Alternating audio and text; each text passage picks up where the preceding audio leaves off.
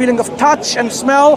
These are the things that we use in our everyday experience to understand the existence of things. For example, we can infer existence even of things that we don't see. For example, I haven't seen his brains, but I know he has a brain. Because I know to think, to talk, to argue, to discuss, to debate, you need this machine called brain, which is the thing that does all that processing power. I know that you exist because I can see you. Yeah? Based so on your senses? I know that gravity exists even though I don't know. It has a strong attractive force on anything and bring it down on the center of this earth, on a bigger object. I know it exists by inference. So we operate our lives by, in our learning, to acquire knowledge by these various types. There's inductive logic, there's deductive logic. Tomorrow the sun's going to come up again. We have that faith because of the observation that we make every day. It's possible, according to people like our friends, that the sun would not rise again. It's possible. But we don't go with this belief system. We know according to all this. For example, imagine the three of your friends, right? You went into the room and you heard knock, knock, knock on your door.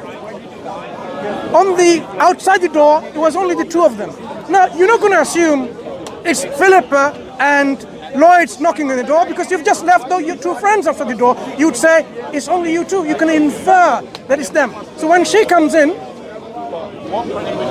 you don't have to be a PhD holder to think who's left. Is it Philippa or is it your friend there?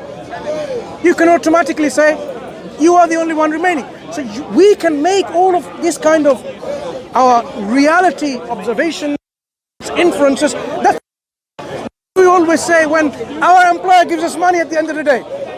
£35 an hour, and you've worked 7.5 hours a day for 1 month, and you work out. Why do you trust those numbers? Why do you trust those numbers? So if it pays you now £1 and 2 pence instead of £4,000, you'll be happy with that because the numbers don't make any real sense, right? You'll be happy with the wages that you get. The contract was for £4,000 salary a month, for example, and they paid you £1 and 2 pence. And they say, look, the numbers, sometimes they change their meanings. 1 doesn't mean 1, 2 doesn't mean 2, 1 plus 1 doesn't mean 2. And you'd be saying, I'm happy, £1, 2 pence, it's okay, that's my salary. Would you? Would you? Why would you trust the numbers and the maths? Why would you say, look, 35 hours or whatever, times by this, why would you trust those numbers? Because you know the numbers, the assigned value that we've given is what we operate our life by. If we assign this is a man and this is a woman, then we have to say he's a man and it's not a turtle, because that's what is assigned values. If we say someone married means they've gone through this process of marriage, what we call a ceremony of contract and so on, and someone who hasn't and hasn't ever done that is a bachelor, you cannot have a married bachelor. So this is what we call the principle of non-contradiction. Two things which are mutually exclusive cannot be true at the same time. If you exist, you can then say, I also not exist. You can't have this mutually contradictory stance as true. You have to reject the opposite. But these friends of ours, everything is possible. The principle of non-contradiction can be violated. In fact, life becomes meaningless, worthless, only when it comes to religion. When it comes to everyday life, I'm sure when he goes to a restaurant, he's not going to just say, why did you give me cement, like I asked him earlier? And he eats it. It's fine, maybe it's food and eat it. He's not going to eat it. No one will do that. So what we are saying is, when it comes to reality of our existence and our Creator's existence, we need to be sincere. We need to be honest to our own selves. By somehow reading Descartes, by reading Hume, by reading Bertrand Russell, by reading all these philosophers, and you think, you know what, I don't have to believe in anything which is true, or untrue, real, unreal. That is simply an excuse. Are these reasons? Some people have some brain changing conditioning, brainwashing, by something they have read, seen. Media is constantly brainwashing us. Constantly. Netflix, you name it, constantly telling us that there could be all these matrix things out there and so on and so forth. The reason why they say so, because they want you to come away from this reality and go into a bubble in which you live in a life of everything could be. So that's what they're arguing about? How can they argue? They don't exist. True. Yeah? True. Maybe this is one thing we should take. If you argue, you exist. So you believe everyone exists? What do you believe? Why can we not take this basic set of assumptions that, you know what, we know we exist. If we didn't exist, we would be having that conversation. And then, you know, have a discussion in terms of like, why are we not worshipping and being grateful to our Creator? Why are we not Muslims? We should be asking this question. Why have we not surrendered our will to our Creator by following the final messenger, Prophet Muhammad sallallahu alaihi wasallam? Why are we not following this final guidance from God, the Quran, like this, telling us the purpose of our life here, telling us what's going to happen after death, telling us what awaits for us, whether heaven or hell? That is the discussion, real discussion we should be having, instead of simply having some fun and entertainment in Speaker's Corner, thinking, you know what, I spoke to some Muslims there, had some good entertainment, it was just all for the sake of entertainment. Seriously? One day we will all die. You can be deluded in thinking that you are never going to die, but this is the fact of life. We are programmed to die. What happens after we die? Exactly. Do you know? How can we finite human beings know? We can't. Unless you're dead, and then you'll find out. But before you're dead, how can you find out? Unless someone else comes and tells you, but would you trust them? Exactly. So we can find this information only when our Creator tells us. We can be certain. So what has he told you? Has he told you? Our purpose of life is to worship our Creator. And worship is not simply just going to a particular place of worship and giving the gratitude to God. In everything that we do in our life, the way we live our life, if it's in accordance to God's will, that becomes worship.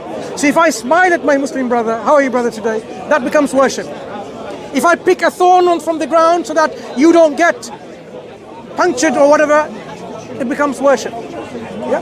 So whatever we do which pleases God in accordance to the reasons He's created us, and we follow the commands and avoid His prohibitions, this is worship.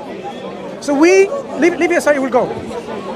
If we die, it will be to find out our purpose of life. Because if this was our life test to determine ourselves who goes to heaven and hell, because that tells us. So they can test us who's better in deeds.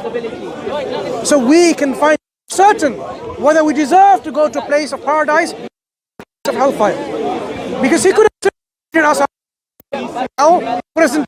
Do you know why I say so? Because human beings have been created with the faculty of intellect, the rational choice of using our intellect wisely or not. Choosing, the choice.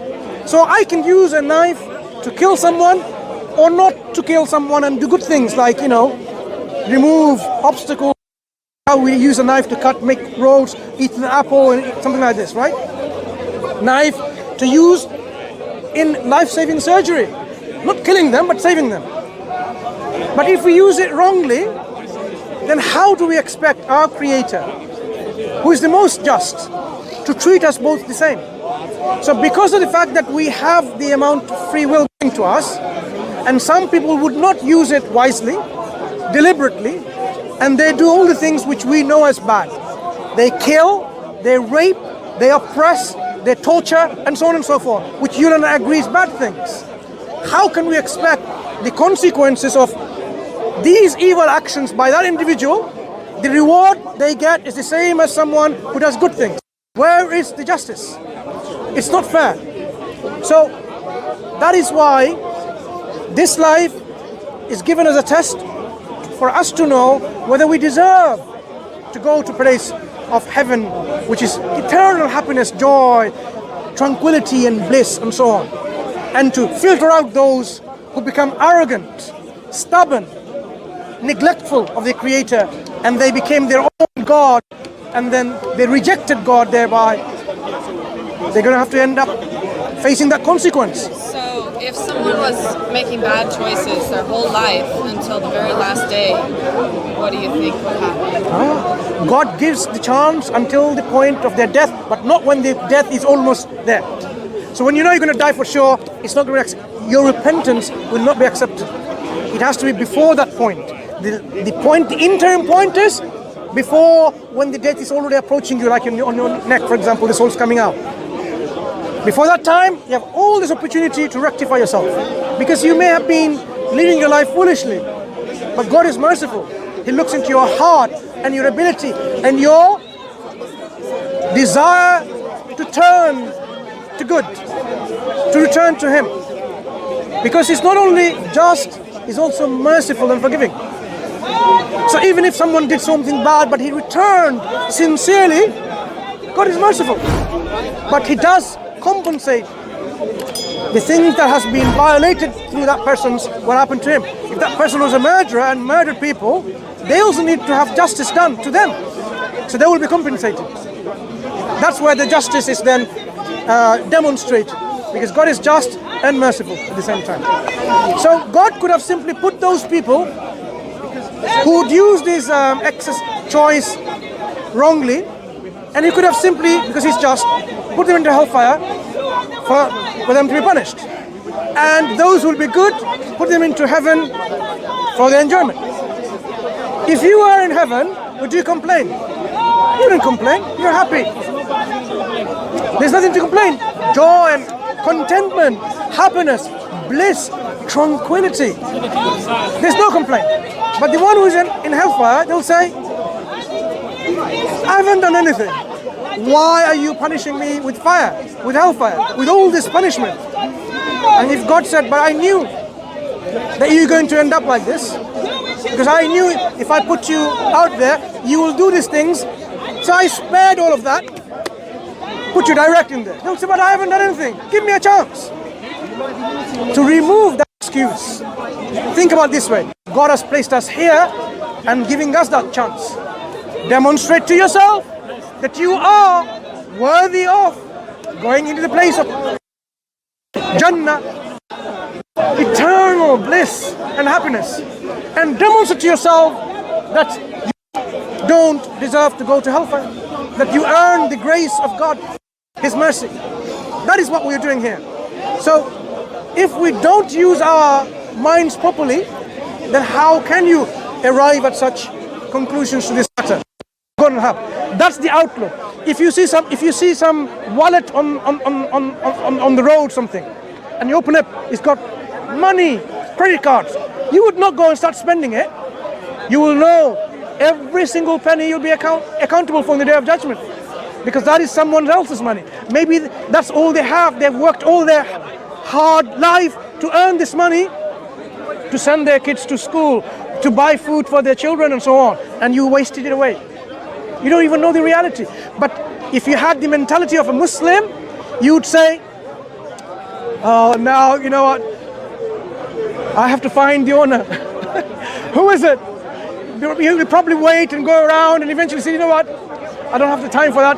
Let me give it to someone. Let me take it to the security office in your work. And you know what? I found this watch, this wallet. Can you make sure it reaches to the people? It was at that time, at that place. You will try to dispose of that in a way that is appropriate.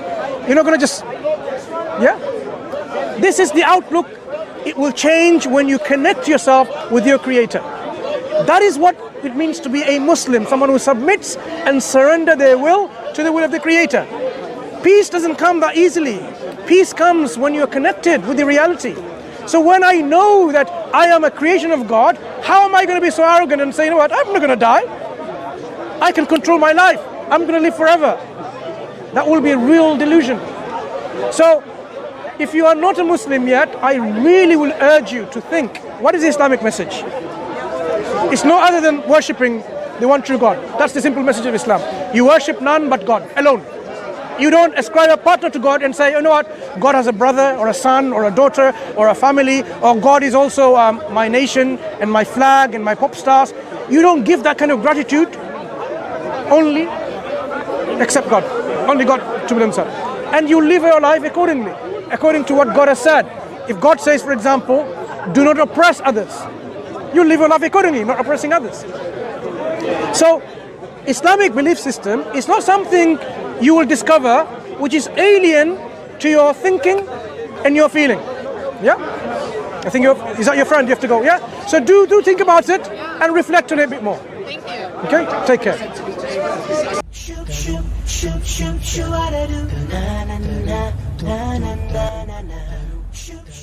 إذا أعجبك الفيديو لا تنسى الإعجاب والتعليق، ولكي يصلك كل جديد اشترك الآن.